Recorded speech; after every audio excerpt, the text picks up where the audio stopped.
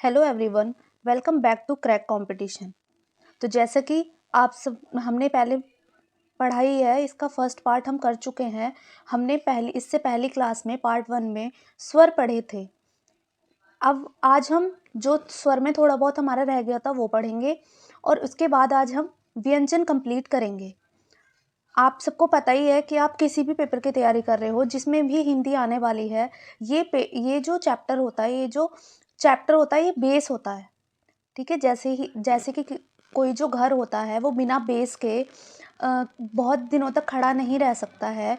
वैसे ही अगर हम हिंदी का बेस ही वो नहीं करेंगे, पक्का नहीं करेंगे, तो हम किसी भी पेपर में याद करके चले जाएंगे बट वहाँ पे हमारे क्वेश्चंस गलत हो जाते हैं, प्रश्न गलत हो जाते हैं, क्योंकि हमने बेस ही नहीं पढ़ा हुआ है, हमने उसका बेसिक कॉन्सेप्ट ही नहीं समझा हुआ है। तो हम इसको ध्यान से समझेंगे। ये चैप्टर बहुत इंपॉर्टेंट है हमारे लिए। चैप्टर तो हमारे लिए सारे इंपॉर्टेंट है, बट ये इसलिए ज़्यादा इंपॉर्टेंट हो जाता है क्योंकि बाकी चैप्टर्स को समझने में इससे बहुत मदद मिलती है। जो कुछ छोटे मोटे कुछ ऐसे कॉन्सेप्ट होते हैं जो कोई एक आध पेपर में पूछ लिया जाता है, वो हम क्वेश्चंस के थ्रू, जब हम क्वेश्चंस प्रैक्टिस करेंगे उसके थ्रू हम उनको समझेंगे। आज ये चैप्टर पूरा हो जाएगा, इसके बाद हम इसी चैप्टर के प्रश्न लेके आएंगे प्रीवियस ईयर के, और जो मतलब एक्सपेक्टेड क्वेश्चंस होते हैं वो। तो अब हम शुरू करते हैं। तो सबसे पहले हमारा जो कॉन्सेप्ट है वो है संयुक्त स्वर। स्वर क्या होता है हमने पढ़ लिया था, कितने होते हैं हमने पढ़ लिए थे, 11 स्वर होते हैं, ठीक है, और 33 व्यंजन होते हैं, हम ये बात पढ़ चुके हैं। अगर आप ये पहली वीडियो देख रहे हो तो आप इसका फर्स्ट पार्ट प्लेलिस्ट में जाके देख लो, क्योंकि तभी आपको आगे समझ आएगा। संयुक्त स्वर, संयुक्त का मतलब ही होता है दो या दो से ज़्यादा चीज़ों से मिलके बना हुआ। तो संयुक्त स्वर वे स्वर जो विजातीय स्वरों के संयोग से निर्मित हुए हैं। विजातीय, ठीक है, सजातीय होते हैं एक जैसी जाति के और विजातीय होते हैं अलग अलग जाति के, उनको संयुक्त स्वर कहते हैं। तो संयुक्त स्वर कौन कौन से होते हैं? ए, ये बड़ा ए, ओ और औ, ये संयुक्त स्वर होते हैं। लेकिन अगर हमसे ये प्रश्न पूछ लिया जाए कि ए किससे मिलके बनता है, तो आ प्लस ई से मिलके ए बनता है। आ प्लस बड़े ए से मिलके बड़ा ए बनता है। आ प्लस ऊ से मिलके ओ बनता है और आ प्लस ओ से मिलके औ बनता है। ठीक है, अब इनमें कोई कन्फ्यूजन नहीं है कि संयुक्त स्वर क्या होते हैं, कौन कौन से होते हैं। तो ये चारों होते हैं। किन किन से मिलके बनते हैं? तो इससे मिलके बनते हैं। ठीक है, यहाँ से देख के आप अपने सेल्फ नोट्स बनाइए, क्योंकि सेल्फ नोट्स ही सबसे ज़्यादा काम आते हैं हमारे पेपर में। ठीक है, क्योंकि अब जो हमने खुद से लिखा होता है ना, वो हम बहुत जल्दी पढ़ लेते हैं और रिवीजन बहुत ज़रूरी होता है। अगर आपने बहुत पढ़ा हुआ है लेकिन आप एंड के टाइम पे एक हफ्ते पहले रिवीजन नहीं कर पाए हो, तो आपका पढ़ा हुआ वेस्ट हो जाएगा। तो इसलिए आप प्लीज़ किसी के धोखे में मत आइए कि किसी के ले लो नोट्स, या फिर मेरे को बहुत सारे बच्चों के मैसेजेस आते हैं, मैम प्लीज़ नोट्स दे दो, हैंड रिटन नोट्स दे दो, तो मैं उनको मना कर देती हूँ। अगर आपको कोई खुद भी दे रहा है तो आपको नहीं लेना है, क्योंकि उससे सीरियसली कोई हेल्प नहीं होने वाली है। क्योंकि जो हम खुद से करते हैं ना, सबकी स्ट्रेटजी अलग होती है और सबकी वीकनेस और सबकी जो स्ट्रॉन्ग पॉइंट होते हैं वो अलग अलग होते हैं। तो संयुक्त स्वर अब हम पढ़ चुके हैं। अब हम आगे कॉन्सेप्ट देखेंगे। देखो, स्वर के बाद क्या आता है? तो 11 स्वर होते हैं, उसके बाद 2 आयोगवाह आते हैं। आयोगवाह, ठीक है, तो होता क्या है ये आयोगवाह? आयोग यानी कि जो किसी में मिल ना सके। ठीक है, तो ये बेचारे क्या होते हैं? ना तो ये स्वर होते हैं, ना ही ये व्यंजन होते हैं। इनमें दोनों की विशेषताएं पाई जाती हैं, तो इसलिए इनको आयोगवाह कहा जाता है। लेकिन नॉर्मली अगर हम देखें तो हम इनको स्वर में ही काउंट करते हैं। ठीक है, तो अगर हम आयोगवाह की बात करते हैं तो आयोगवाह में आ जाते हैं अंग, ये ए और उसके ऊपर ये बिंदी और ये वाला। ठीक है, ये जो होता है ना जिसमें पीछे 2 बिंदी लगती हैं, ये दोनों आ जाते हैं आयोगवाह। ये ना तो स्वर है और ना ही व्यंजन। देखो, ये बहुत इंपॉर्टेंट लाइन है। जो इंपॉर्टेंट लाइन है ना, उनको मैंने कलरफुल कर दिया है ताकि आपको नोट्स बनाने में आसानी रहे। आचार्य किशोरी दास बाजपेयी ने इन्हें आयोगवाह कहा है। तो आप पढ़ के चले गए आयोगवाह क्या होते हैं, और आपको ये भी पता क्या होते हैं। लेकिन क्वेश्चन क्या है, कोई प्रश्न कुछ और ही आता है। प्रश्न क्या आएगा कि किसने कहा है इनको आयोगवाह, तो किशोरी दास वाजपेयी जी ने आयोगवाह कहा है इनको, क्योंकि ये बिना किसी से योग के व्यर्थ वह बने हैं। हिंदी वर्णमाला में इनका स्थान स्वरों के बाद और व्यंजनों से पहले आता है। एक ही स्थान से बोले जाने वाले स्वरों को सजातीय स्वर कहलाते हैं और विभिन्न स्थानों से बोले जाने वाले स्वरों को विजातीय कहलाते हैं। ठीक है, तो इतनी बात समझ आ गई है। किसने कहा है आयोगवाह? किशोरीदास वाजपेयी जी ने। कौन कौन से होते हैं? ये तीनों होते हैं, चंद्र बिंदु वाला और एक बिंदु वाला और जिसके पीछे 2 बिंदु लगती हैं। ठीक है, अब ये चीज़ हमको समझ आ गई है। मैंने इसमें कोई भी चीज़ ऐसी नहीं छोड़ी है कि आप बाद में आके मुझसे बोलो कि ये तो आपने पढ़ाया ही नहीं था। ठीक है, तो अब हमने स्वर पढ़ लिए अच्छे से पार्ट 1 में। स्वर के बाद आयोगवाह आते हैं और इसके बाद क्या शुरू होता है हमारा, तो इसके बाद हमारा व्यंजन शुरू होता है और व्यंजन ही हमारे अपने आप में बहुत स्कोरिंग होता है, क्योंकि यहाँ से भर भर के क्वेश्चन आते हैं। अगर आप प्रीवियस ईयर देखोगे तो व्यंजन से बहुत क्वेश्चन आपको मिलते हैं। तो व्यंजन क्या होता है? स्वर तो क्या होते हैं, जो स्वतंत्र होते हैं, खुद उनको किसी की जरूरत नहीं होती, खुद बोले जाते हैं वो। लेकिन व्यंजन क्या होते हैं? वे ध्वनियाँ जो बिना स्वर की सहायता के लिए नहीं उच्चारित हो सकती हैं, सहायता से नहीं उच्चारित हो सकते हैं। इसका मतलब है व्यंजन का जो उच्चारण होता है वो स्वरों के द्वारा ही हो सकता है। बिना स्वर के व्यंजन बोलना नामुमकिन है एक तरीके से। कैसे? जैसे अगर हम बोलते हैं क, क्या बोलते हैं अगर हम क, तो क ए की भी साउंड आ रही है ना। जैसे कि क अगर हम बोलें तो क प्लस अ, इन दोनों की साउंड आ रही है इस क में। तो देखो ये व्यंजन है और इसमें एक स्वर भी मिला हुआ है। ठीक है, तो इसको हम अगर कहीं भी ऐसे लिखा रहता है ना, नीचे ये लगा रहता है, इसका मतलब है कि ये आधा है, अभी इसमें स्वर नहीं लगा है। अगर इसमें स्वर लगेगा तो ये पूरा कै बन जाएगा, फिर इसके नीचे ये नहीं लगेगा। तो आई होप इतनी बात सबको समझ आई होगी। अगर आपको कोई ऐसी चीज़ है, मान लो मैंने तो समझा दिया बट आपको समझ नहीं आई, तो आप कमेंट करके बता दीजिए। मैं अगली वीडियो में आपका सबसे पहले वो डाउट क्लियर कर दूंगी। ठीक है, और इस क्लास की पीडीएफ के लिए या फिर किसी भी डाउट के लिए हमारे चैनल टेलीग्राम पे हमारे चैनल को आप ज्वाइन कर सकते हो, वो भी सेम नाम से है, क्रैक कॉम्पिटिशन 1 2 3। ठीक है, मैं इस वाले चैनल के डिस्क्रिप्शन में लिंक दे दूंगी, तो आप उसको ज्वाइन कर लेना। आपको कोई भी कन्फ्यूज़न है किसी भी चीज़ में या फिर कोई और भी क्वेश्चन है तो वो भी आप वहाँ पे पूछ सकते हो। तो ये पढ़ लिया हमने कि बिना स्वरों की सहायता से हम इनको नहीं बोल सकते। सामान्यतः व्यंजन 6 प्रकार के होते हैं। वैसे तो इनका पार्टीशन अलग अलग तरीके से होता है, ध्वनियों की तरफ से अलग, लेकिन नॉर्मली अगर हम बोलें, सामान्यतः बोलें तो 6 प्रकार के होते हैं। कौन कौन से? स्पर्श व्यंजन, अनुनासिक, अंतस्थ, ऊष्म, उत्क्षिप्त और संयुक्त व्यंजन। तो कुछ बच्चों की कन्फ्यूजन ये होती है कि मैम इनको कैसे याद रखें, ये तो हमको याद ही नहीं होते हैं, इनके नाम अजीब अजीब होते हैं। देखो, पेपर में जो आपको नंबर दिलाएगा, जो आपका सिलेक्शन दिलाएगा, उसको तो आपको याद करना ही पड़ेगा। तो इनको याद करने का तरीका यही है, एक बार अपने नोट्स बना लो, उसके बाद बार बार आपको 10 किताबें खरीदने की ज़रूरत नहीं है, आप एक किताब को फॉलो करो या फिर आप अपने खुद के नोट्स बनाओ और उनको बार बार रिवाइज़ करो, बार बार रिवाइज़ करो और प्रैक्टिस करो। प्रैक्टिस क्वेश्चंस मैं भी करवाऊँगी, साथ में आप अपनी भी प्रैक्टिस करते रहो, क्योंकि ज़रूरी नहीं है जो मैं क्वेश्चन कराऊँगी बस वही लिमिटेड रहना है आपको, मेरे वाले भी करने हैं, साइड में आपको अपनी भी प्रैक्टिस करनी है। ठीक है, और जो मैं ये नोट्स बना रही हूँ ना, ये तो बहुत इंपॉर्टेंट नोट्स हैं। ये आपको सिर्फ नोट्स लग रहे हैं, ये मैंने जब बनाए हैं ना तो 4-5 बुक्स एक साथ रख के बनाए हैं, जिससे कि कोई भी चीज़ छूटे ना और कोई भी फालतू चीज़ आपको पढ़नी ना पड़े। तो अब एक एक करके हम इनके बारे में जान लेते हैं। सबसे पहले बात करते हैं स्पर्श व्यंजन की। स्पर्श का मतलब ही क्या होता है? टच करना, यानी कि जिन व्यंजनों के उच्चारण में जीवा यानी कि जीभ, ठीक है, जीवा यानी कि जीभ, जिसमें हमें स्वाद आता है, जीवा का कोई ना कोई भाग मुख यानी कि मुंह के किसी न किसी भाग से स्पर्श करता है। यानी कि जब ये हम बोलते हैं ना तो हमारी जीभ हमारे मुंह पे टच होती है। इनकी संख्या से लेके मैं तक होता है, इनकी संख्या 25 होती है। तो एक प्रश्न आपका यही बन जाता है, बहुत बार आया हुआ है कि स्पर्श व्यंजन कितने प्रकार के होते हैं, मतलब सॉरी कितने होते हैं, तो टोटल 25 होते हैं।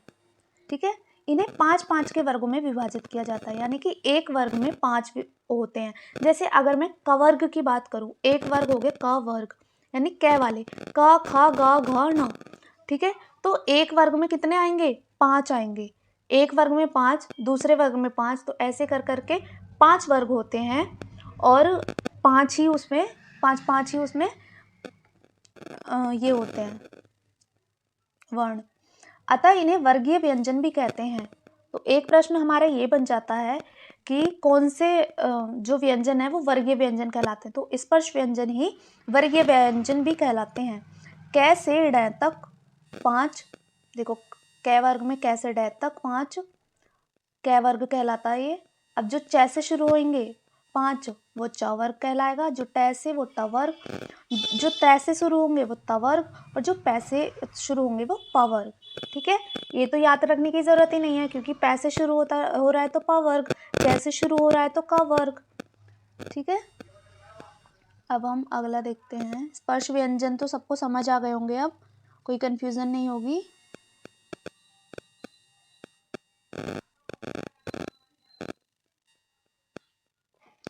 हाँ जी, तो दूसरा आता है हमारा अनुनासिक व्यंजन। कौन सा व्यंजन, अनुनासिक व्यंजन। व्यंजनों के उच्चारण में वायु नासिका मतलब क्या होता है, नाक, जैसे हिमेश रेशमिया गाते हैं ना नाक से, वैसे ही। एक सेकेंड जूम करके दिखाती हूँ आपको। उच्चारण में जो वायु है हमारी नाक से निकलती है, जैसे कि कौन कौन से होते हैं वो, ड़, त्र, ण, न, म। बोल के देखोगे तो नाक में एक वाइब्रेशन सी हो रही है ना, क्योंकि ये जो बोलते समय हमारी नाक से वायु निकल रही है, इसलिए इनको क्या बोलते हैं, अनुनासिक व्यंजन कहते हैं। क्या कहते हैं, अनुनासिक व्यंजन कहते हैं। एक सेकेंड,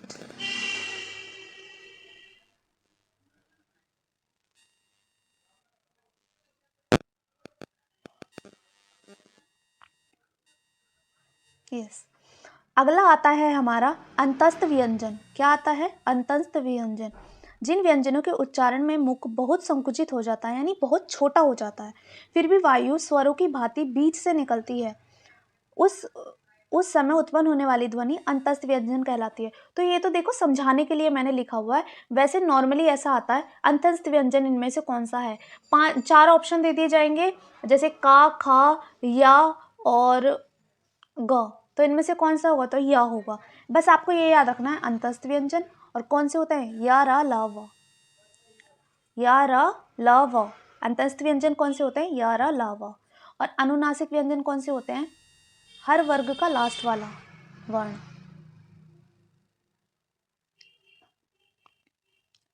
अब हम चौथा पढ़ते हैं।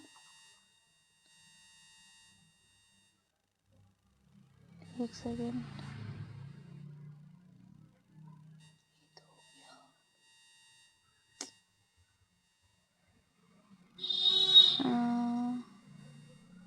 हाँ जी, ये अगला है ऊष्म व्यंजन। कौन सा है, ऊष्म व्यंजन। व्यंजन जिन व्यंजनों के उच्चारण में एक प्रकार की गर्माहट या सुरसुराहट जैसी होती है, ऊष्म व्यंजन कहलाते हैं। ठीक है, ऊष्म मतलब गर्माहट, जैसे कि हम बोलते हैं श, श, श, ह, ये होते हैं उष्ण व्यंजन। ठीक है, अगला आता है उत्क्षिप्त व्यंजन। तो नॉर्मली आपको कैसे याद रखना है, ऊष्म व्यंजन कौन से होते हैं, शा, शा, शाह, ऐसे याद रखना है। उत्क्षिप्त व्यंजन कौन से होते हैं, द और द।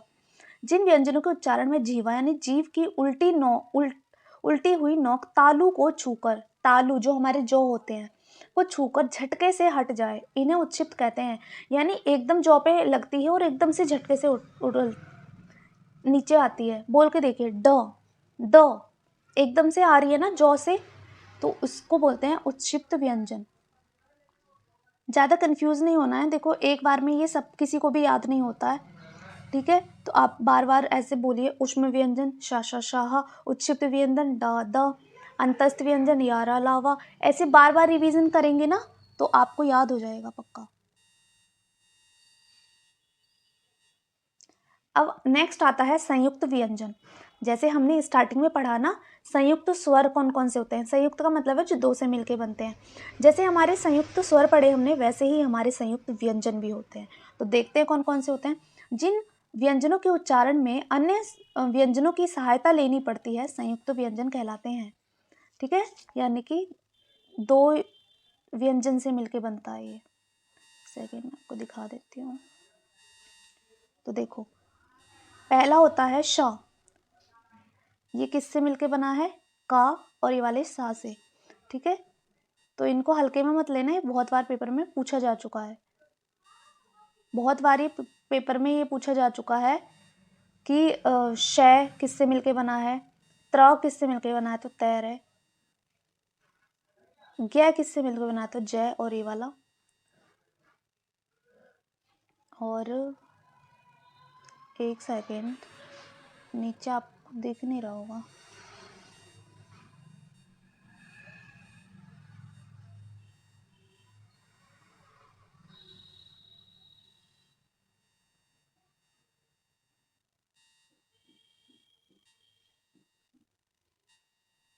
देखो ये वाला शय है, ये वाला शय किससे मिलके बना है तो ये श प्लस र। ठीक है, इन दोनों से मिलके बना है। तो चार संयुक्त व्यंजन होते हैं, इनको अच्छे से कर लेना, इन पे स्टार लगा लो। ये पूछ लिया जाता है कोई भी कि त्रा किससे मिलके बना है, तो कभी कभी ये ऐसे भी दे देते हैं ता और रा, लेकिन तय के नीचे नहीं लगाते, रै के नीचे लगा देते हैं। तो इसका आपको विशेष ध्यान रखना है कि तय के नीचे लगेगा, कै के नीचे लगेगा, क्योंकि आधे हैं ये, इनको किसी और की भी ज़रूरत है। मैंने बताया था ना, जिनके नीचे भी ऐसे हलंत सा लग जाता है उसका मतलब होता है कि वो अभी आधे हैं। तो ये हमने नॉर्मली 6 तरीके के पढ़ लिए। अब हम देखते हैं दूसरा जो वर्गीकरण है वो है उच्चारण के बेस पे। यानी उच्चारण की अगर हम बात करें तो व्यंजन कितने प्रकार के होते हैं, तो व्यंजन होते हैं 8 प्रकार के। अब एक एक करके हम इनको पढ़ लेते हैं। तो पहला है, उच्चारण की दृष्टि से 8 प्रकार के होते हैं। पहला है कोमल तालव्य व्यंजन। ठीक है, कोमल का मतलब होता है सॉफ्ट, जो बहुत ही कोमल, जो जिनको इजिली हम आसानी से तोड़ मड़ोड़ सकते हैं। तालव्य यानी तालु, संस्कृत में इन्हें कंठ्य व्यंजन भी कहते हैं। कंठ्य, कंठ मतलब गला, कंठ मतलब क्या होता है, गला, यानी जिनको बोलने में गले में हमको सरसराहट महसूस हो उसको बोलते हैं। जिन व्यंजन ध्वनियों के उच्चारण में जीवा के पिछले भाग में कोमल तालु से स्पर्श होता है, यानी जीव का जो पिछला भाग है पीछे की तरफ, वो जहाँ पे हम दवाई खाते हैं ना, वो वाला जो भाग है वो तालु से सॉफ्टली बहुत टच होता है, उसको बोलते हैं कोमल तालव्य। तो कौन कौन से होते हैं, का वर्ग वाले, का खा गा घा णा, कोमल तालव्य व्यंजन है। ठीक है, कोमल तालव्य व्यंजन है। अब है तालव्य व्यंजन, पहले मैं आपको पढ़ा देती हूँ, फिर मैं आपको अभी इसकी शॉर्ट ट्रिक बताऊंगी याद करने की। तालव्य व्यंजन क्या होते हैं, नॉर्मल जो तालु से, जिन व्यंजनों के उच्चारण में जीवा का अगला भाग, अग्र भाग यानी पहला आगे वाला भाग तालु से टच होता है, जैसे कि चा छा जा झा णा और य श, यह शय है। ठीक है, तो यानी चावर्ग और या और शा। ठीक है, चावर्ग या और शा। अगला आता है, पहले पढ़ लो उसके बाद मैं अभी बताती हूँ आपको इसकी शॉर्ट फॉर्म। अगला है मूर्धन्य व्यंजन। मूर्धन्य, तालु के मध्य का भाग मूर्धा, जीवा की उल्टी नोक निचला हिस्सा मूर्धन्य से टच होता है। देखो मूर्धन्य किसको बोलते हैं, मूर्धन्य होता है जो हमारे दांत होते हैं ना नीचे वाले, इनके पीछे वाला जो भाग होता है।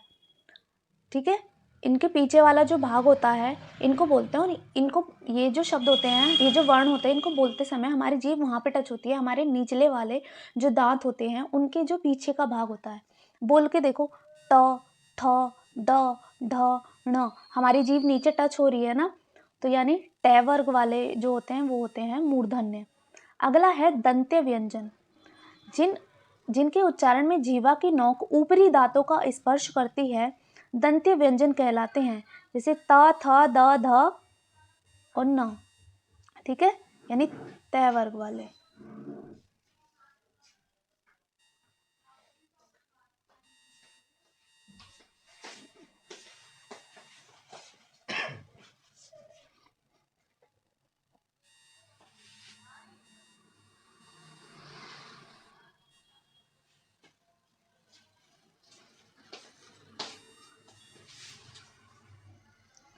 अगला होता है ओष्ठ व्यंजन। ओष्ठ का मतलब होता है होठ। ओष्ठ का मतलब होता है होठ। जिन व्यंजनों के उच्चारण में दोनों ओष्ठों द्वारा श्वास का अवरोध होता है ओष्ठ व्यंजन कहलाते हैं। जैसे कि प, फ, ब, भ, म, यानी पै वर्ग वाले जो भी होते हैं उनको ओष्ठ व्यंजन कहते हैं। अगला होता है दंत ओष्ठ। दंत मतलब दांत, ओष्ठ मतलब होठ, यानी दांत और होठ दोनों का प्रयोग होता है। जिन व्यंजनों के उच्चारण में निचला ओष्ठ यानी कि होठ दांतों से स्पर्श करता है अंतोष्ठ व्यंजन कहलाते हैं। जैसे कि व, ठीक है, बोल के देखो व, तो हमारे जो होठ है वो भी और लग रहा है और दांत में भी लग रहा है। ठीक है, अब अगला होता है वत्स व्यंजन। जिन व्यंजनों के उच्चारण में जीवा यानी कि जीव ऊपरी मसूड़ों यानी वक्रस का स्पर्श करती है वर्तस्य व्यंजन कहलाते हैं। ठीक है, इन व्यंजनों में क्या होता है, जो हमारी जीभ है वो हमारे ऊपर वाले मसूड़े में, मसूड़ा पता है ना किसको बोलते हैं, जौ, इस पे स्पर्श करती है। तो कौन कौन से होते हैं वो, न, र और ल, बोल के देखेंगे। अगला होता है स्वर यंत्रमुखी या काकल्य व्यंजन। जिन व्यंजनों के उच्चारण में अंदर से आती हुई सांस तीव्र वेग से, वेग होता है गति, तीव्र वेग से स्वर यंत्र मुख पर संघर्ष उत्पन्न करती है स्वर यंत्रमुखी व्यंजन कहलाते हैं। तो आपको इतना बड़ा कुछ याद रखने की जरूरत नहीं है, आपको सिर्फ ये याद रखो स्वर यंत्रमुखी या काकल्य व्यंजन कौन सा कहलाता है, तो है कहलाता है। ठीक है, क्या कहलाता है कहलाता है। तो अब हम इसकी ट्रिक देख लेते हैं। तो ट्रिक होता है इसकी के टी एम 2। क्या ट्रिक होती है, ट्रिक होती है KTM 2। KTM बाइक तो सबको पसंद होती है ना, तो ये ट्रिक आसानी से याद हो जाएगी। अब देखो KTM 2 ये हो गया। अब इसमें जो होता है, के का मतलब क्या होता है, कंठ, टी का मतलब तालव्य, एम का मतलब मूर्धा, डी का मतलब दंत और ओ का मतलब ओष्ठ यानी कि होठ। अब इनसे कौन सा बोला जाता है, तो उसकी ट्रिक होती है, एक सेकेंड में कलर चेंज करके दिखाते हैं आपको। इसकी ट्रिक होती है कच्चा टमाटर और नीचे आ जाता है त, यानी कैवर्ग, चैवर्ग, टैवर्ग, तैवर्ग और पैवर्ग। वर्ग का मतलब क्या है, कैम में जो 5 आते हैं, का, खा, गा, घा, ण। ठीक है, तो ये ऐसे याद हो जाते हैं। जो कै वर्ग है वो किसका है, कंठ का, चै वर्ग तालु का, ट वर्ग मूर्धा का यानी मुंह का, त वर्ग दांत का और प वर्ग ओष्ठ यानी कि होठ का। ठीक है, आई होप आपको समझ आ गया होगा। अगर नहीं आया तो एक बार फिर से वीडियो देख लेना, आ जाएगा। तो आज हम अपनी वीडियो यहीं समाप्त करते हैं। मैंने आपको व्यंजन, स्वर, व्यंजन, आयोगवाह, संयुक्त स्वर, संयुक्त व्यंजन, जो भी आपके पेपर में आते हैं मैंने आपको अच्छे से समझा दिए हैं। आई होप आपको समझ आ जाएंगे। अगर कोई भी कन्फ्यूज़न है तो आप कमेंट कर देना। और ये हमारे चैनल की लिंक है, तो आप इसको टाइप करके या जैसे भी आप जुड़ जाइए चैनल से, या फिर आप चैनल का नाम ये डाल सकते हैं, क्रैक कंपटीशन 1 2 3। ठीक है, इस क्लास की और बाकी क्लासों की PDF लेने के लिए और भी डिस्कशंस होते हैं हमारे चैनल पे। और वीडियो को प्लीज़ लाइक और ज़्यादा से ज़्यादा शेयर कीजिए, क्योंकि हमने अभी शुरुआत करी है तो हमको आपके सपोर्ट की बहुत ज़रूरत है। और चैनल को सब्सक्राइब कर लीजिए और बेल आइकन ज़रूर प्रेस कर लीजिए और उस पर ऑल प्रेस कर देना, ताकि आपको हर वीडियो की, हर किसी चीज़ की जानकारी मिलती रहे। Thank you.